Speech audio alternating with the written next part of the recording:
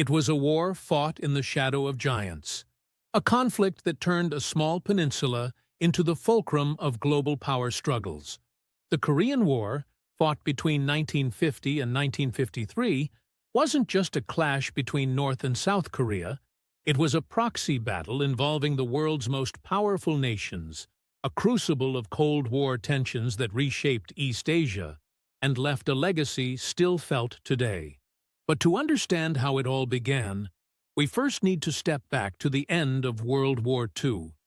Korea, after decades of Japanese colonial rule, found itself liberated in 1945. Yet this newfound freedom would come with a bitter price. The peninsula was divided along the 38th parallel.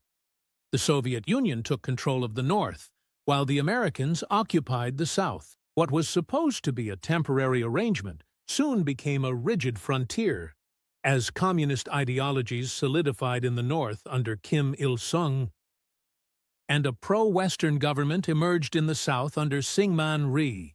By 1948, two separate nations were formally established: the Democratic People's Republic of Korea in the north and the Republic of Korea in the south.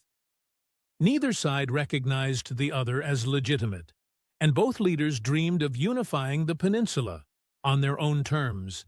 At dawn on June 25, 1950, North Korean forces launched a massive invasion of the south. Backed by Soviet tanks, weapons, and strategy, over 75,000 North Korean soldiers poured across the 38th parallel, catching the South Korean forces woefully unprepared.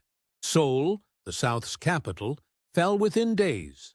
What seemed like a swift and decisive victory for the North was about to become something far larger. The United States, under the leadership of President Harry Truman, quickly saw the invasion as a test of the communist expansion that had begun gripping Eastern Europe and parts of Asia.